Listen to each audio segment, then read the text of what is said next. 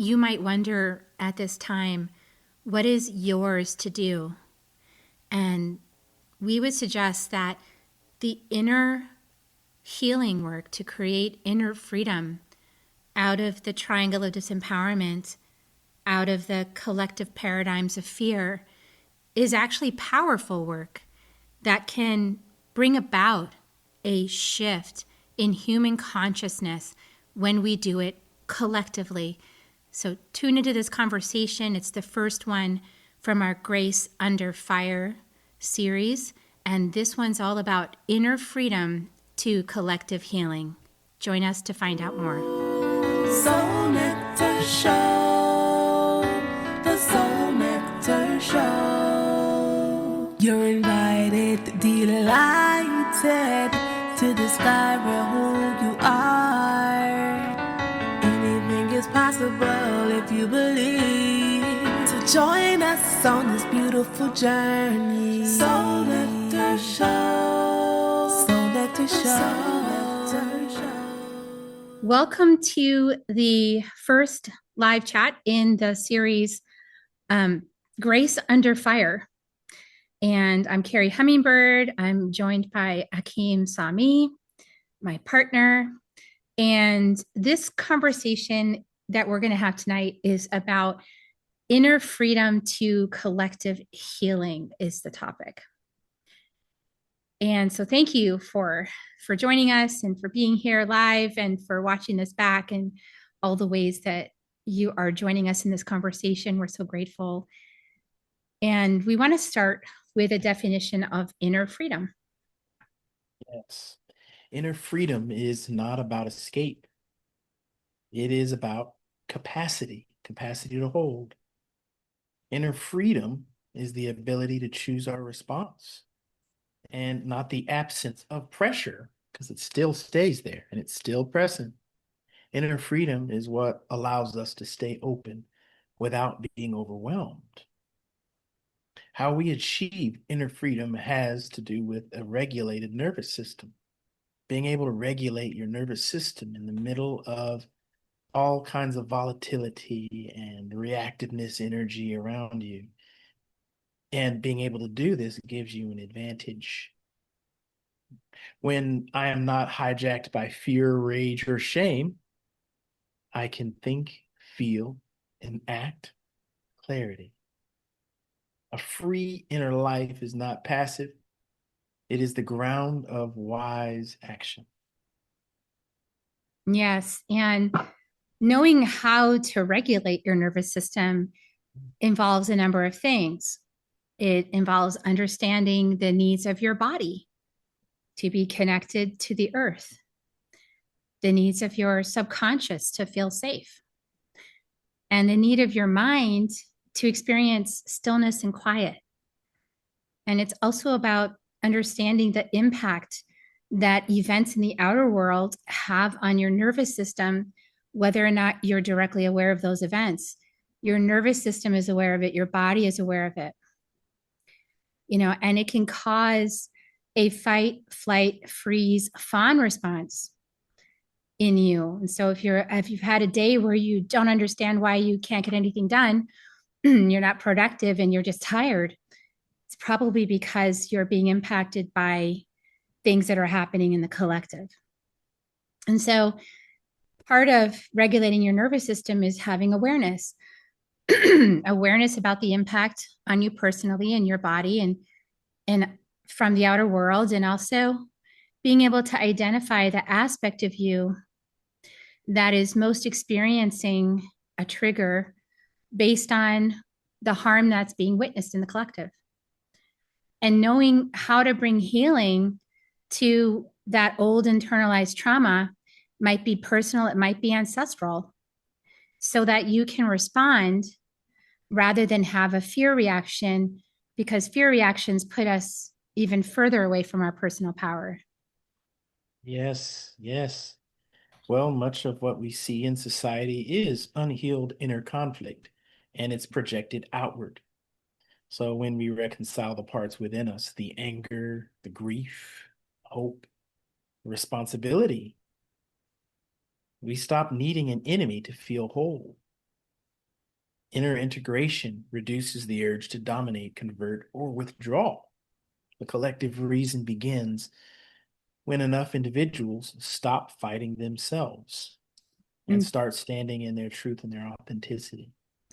And a lot of people don't realize that we're fighting ourselves. We don't understand that because we're not understanding how interconnected everything is. And so if you're aware of the news and you watch the news or you look at social media, or if your family talks about it or your friends or at work, you might be experiencing some fear, worrying about the future, imagining the worst possible scenarios and tossing and turning at night. And so just take a moment to share in the chat with us what keeps you up at night. Is it a sense of foreboding? Is it imagining a worst possible scenario, tossing and turning? And hopefully the chat's enabled. But we definitely would love to see what it is that what keeps you up at night. And for me and for Akeem, yeah, and I'm seeing like news. If I watch the news, I'm going to be up at night because I'm going to be working with that energy that's communicated through the news, which is usually a blast of fear. And it's really hard to look at the things that are happening right now and feel powerless to do anything about it as well. And to have your parts of you connected to your heart, feeling really impacted by witnessing things in the collective. Like if you're a mother, this past week might have really thrown you off course with the things happening to young toddlers and babies and to mothers themselves. And so it could be really, really causing a resonant energy. And so what we're really looking at, and I'm seeing an uncertainty of the future and fear, so keeping us up at night. And so part of what we're actually witnessing in the collective has to do with the underlying energy of long-standing ancestral patterns and traumas that are ready to be witnessed, felt, and released. And so one way that we can be part of the shift in human consciousness is, yes, like if you see something happening and you want to be part of the movements that are going on, absolutely, get your body involved. But also, we can be part of the shift in human consciousness by going within ourselves and by clearing old patterns, these old patterns that are shared across the whole collective. We are all connected with that human subconscious.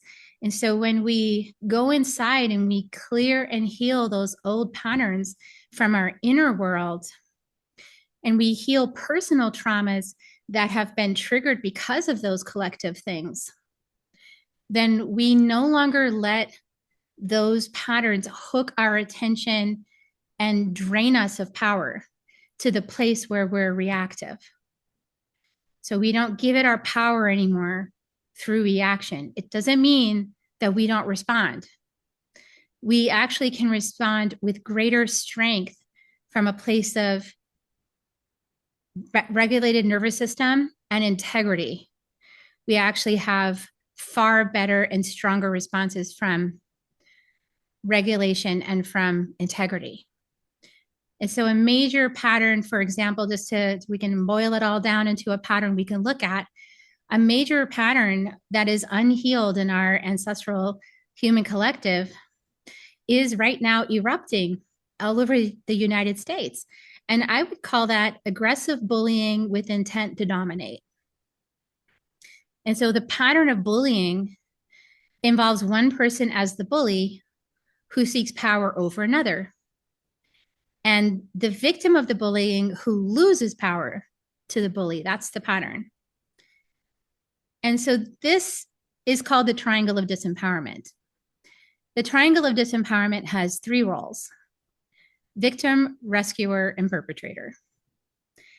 And whenever you hold any one of those positions on the triangle, you have just lost power. So the old paradigm is steeped in the triangle of disempowerment. And because of that, it keeps us feeling like we're powerless, that we don't have agency.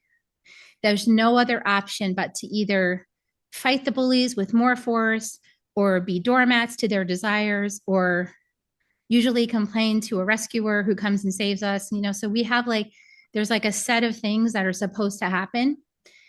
And, when none of those things happen and you've lost power and you're hopeless, that's when you know that triangle of disempowerment didn't actually give you anything useful to work with. Yeah. Well, and then also another angle on this, to the question that Kerri is asking earlier, what are you feeling? Noticing all of what's happening out in the world.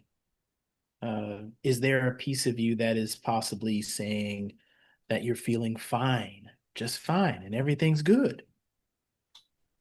Like deeply, like I'm good. I'm perfectly fine. Well, is there a possibility perhaps also that is a mechanism within yourself, a piece of yourself that is called to block out the sensations that are coming from the outer world? The cost of blocking out these sensations, on the other hand, is that you're not able to participate. So the shadow would be indifference. If with everything that's happening and you're able to lock it out with a base emotion and say, I'm good, everything's fine. I know I've faced that within myself. So in my contemplations in that, my share about this is this angle that non-reactivity is a revolutionary act. And it does take lots of energy. This is also part of MLK's nonviolence movement that he learned from Mahatma Gandhi. So it's about non-reactivity. So that took training while you were being physically harmed in the protests of that time, and even the protests of these times, that it's a revolutionary act not to react physically and in kind. Systems of control that depend on predictable reactions is also part in that. And sure, yes, a calm, centered human being is much harder to manipulate. Choosing not to escalate is not weakness, it is strategic compassion. And the inner freedom allows us to interrupt these inherited cycles instead of repeating them. So we're not victims to what's happening, because that's also a part of the old pattern. We're also facing a higher frequency opportunity here, which is making a choice to not react, but respond. Mm-hmm. And that is the revolutionary act in some cases, especially when you may feel powerless to do something against some of the things that's happening out there in the world or in your home, or within yourself. Yes. And it's, these patterns that are being brought to our attention in the collective, and they're getting our attention through our bodies, right? Our body might be quivering. I'm seeing like you might feel stress in your body, anxiety, might have hard time sleeping, might feel anxious, scared to leave your house, getting doomsday predictions, when you're trying to go to sleep. These things are because these are old primal patterns that have been activated in the collective. The pattern of bullying is a very primal pattern. It's it's I'm going to take yours for myself, your life, your sanity, your peace, your whatever. And it's a very old pattern.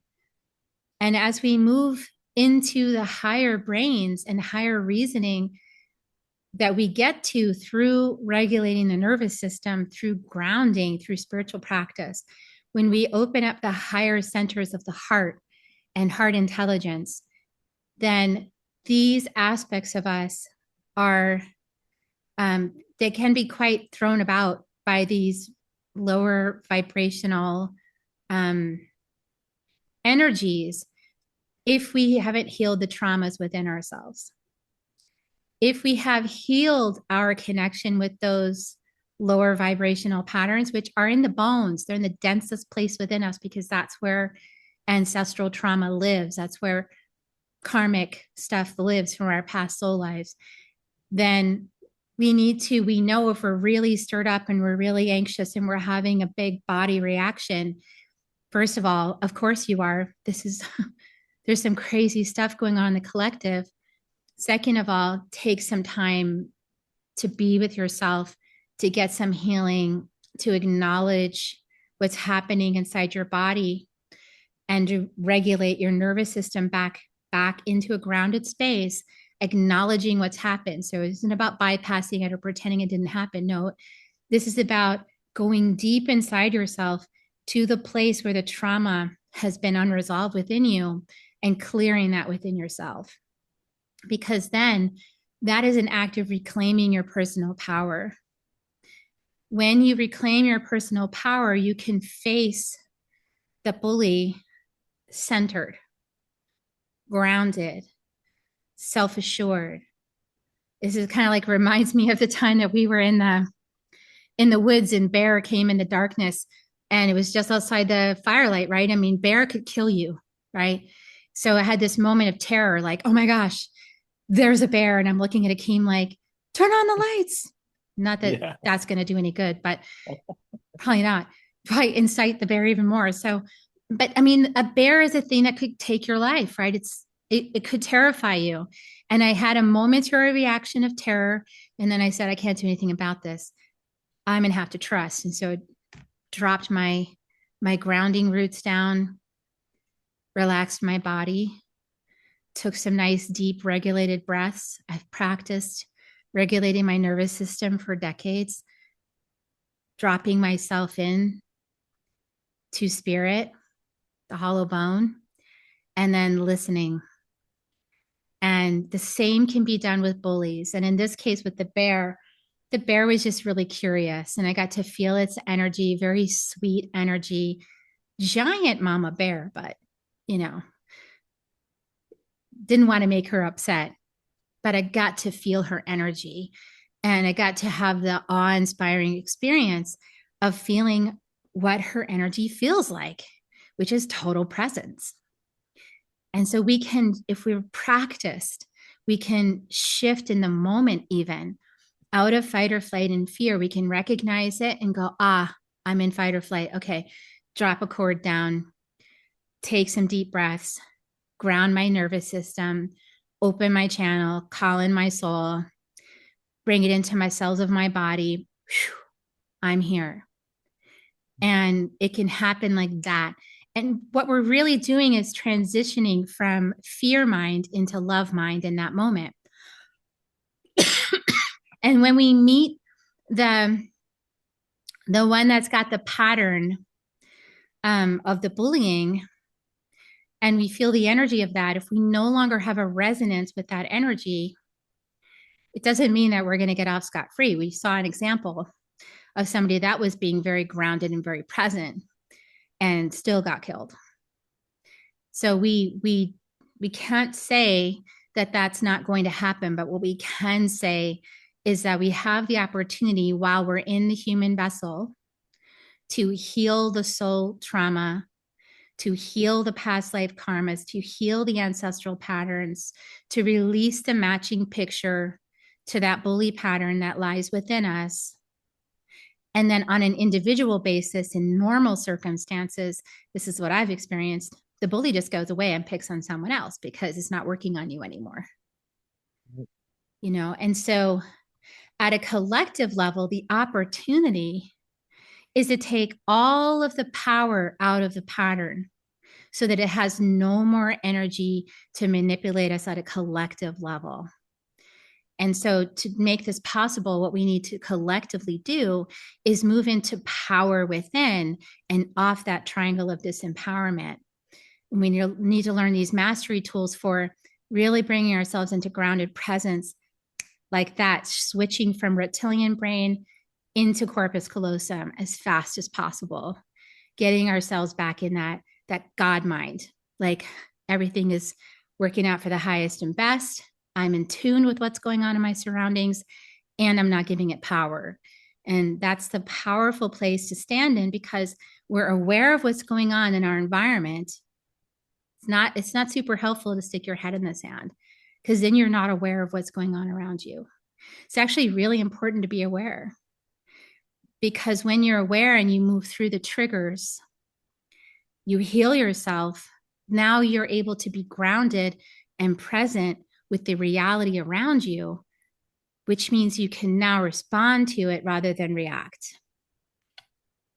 Yes. So collective action rooted in inner alignment actually lasts longer. You've heard the saying, the candle that burns the brightest dies the fastest, just like the same with the star, right?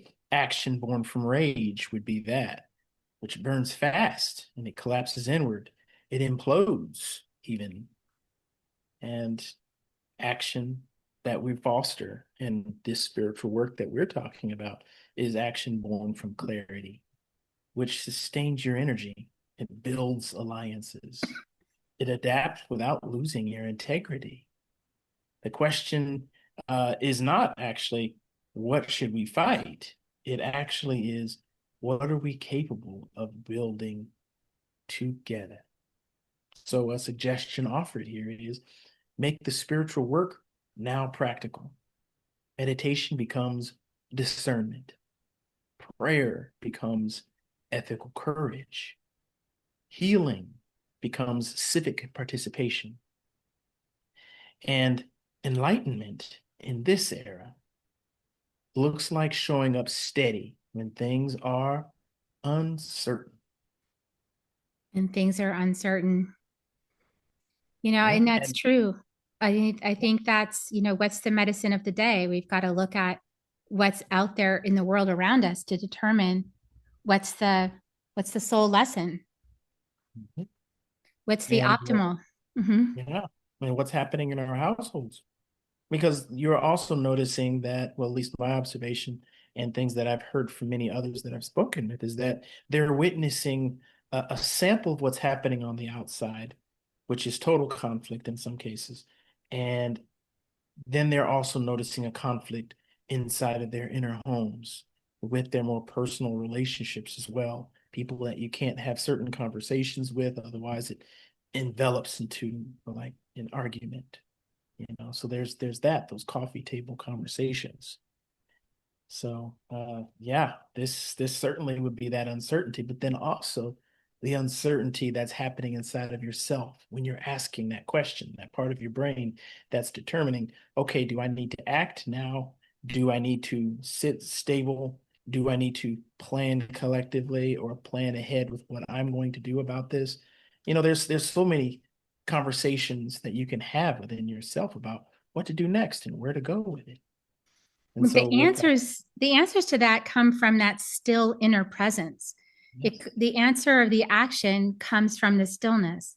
So first we go into the stillness, and we might only get a moment of stillness. Like that is how in tune we need to be to really practice this mastery, because we are entering the time of the fire horse.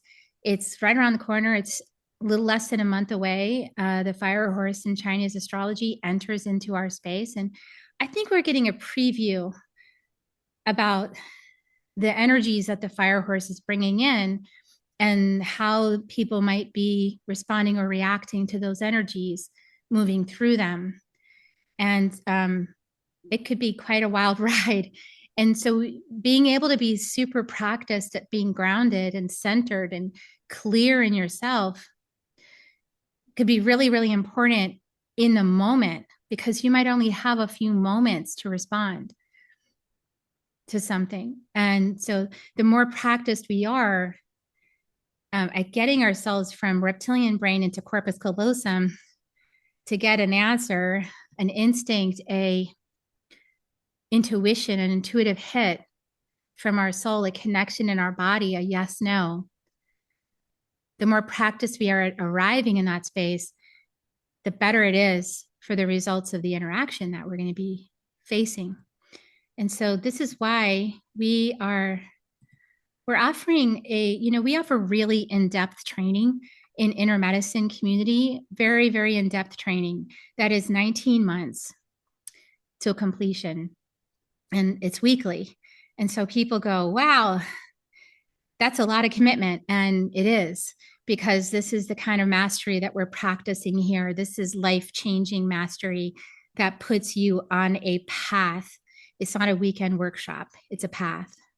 And so we know that's a lot. So we're inviting people to join us for a 30-day experience, much more doable, 30-day experience of the tools of what we're talking about here: shamanic practices, guided meditations, community support.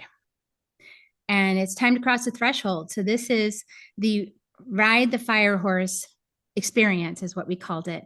And we just invite you to it if it's something that you feel like you'd like to have at this time.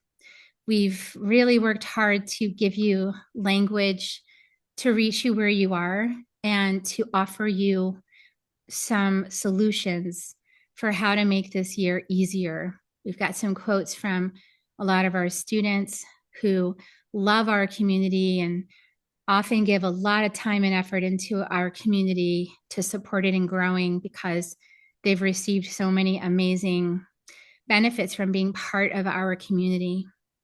And as part of this, you'll receive the Firehorse Transformation Toolkit, grounding practices, healing practices.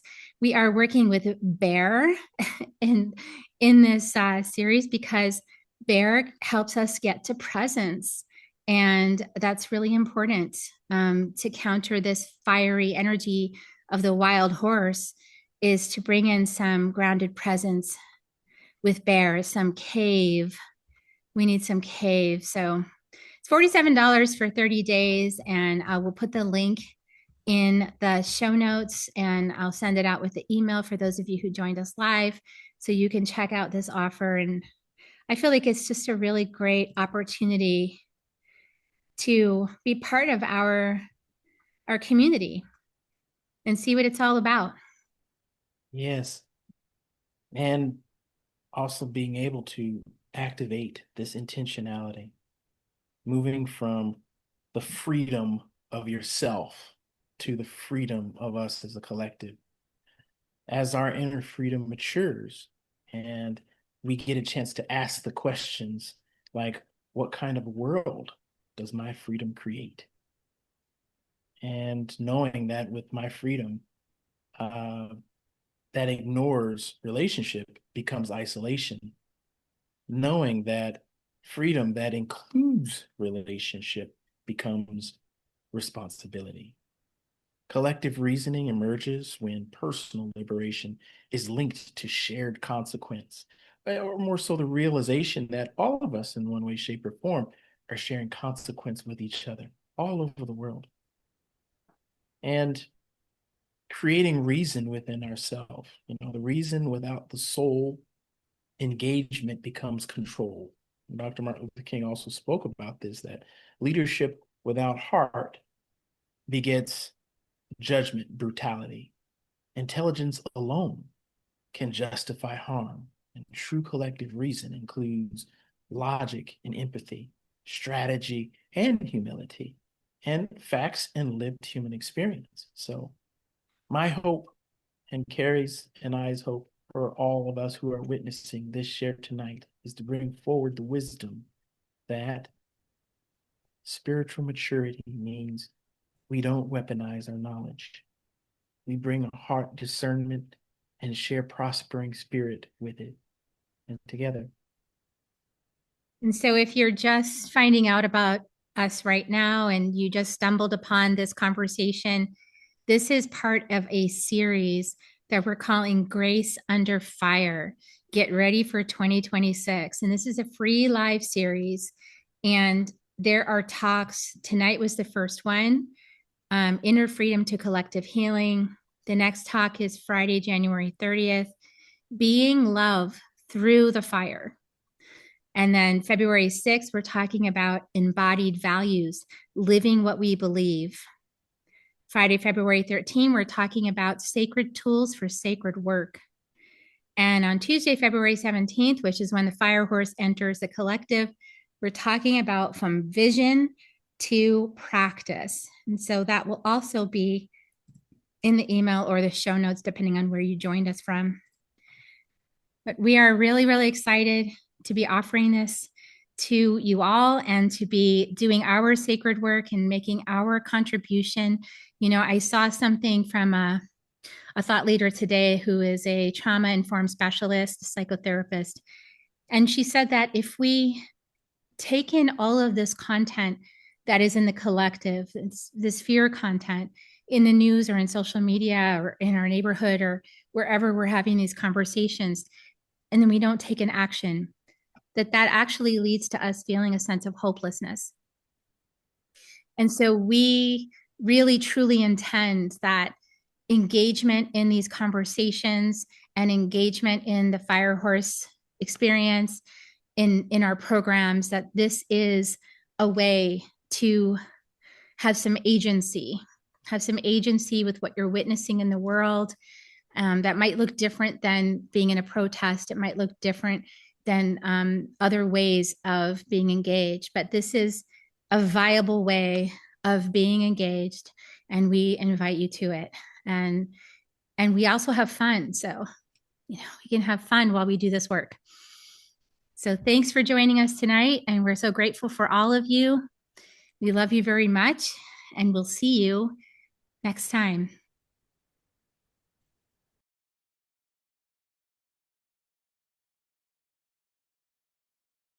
If you found even one gold nugget in this episode of Soul Nectar Show, will you do us a favor? Will you subscribe, like, and share this episode? Maybe even write a comment and let us know what you thought about it. We really, really want to engage with you at a much deeper level. Let's be part of community together. Have a great week, everyone.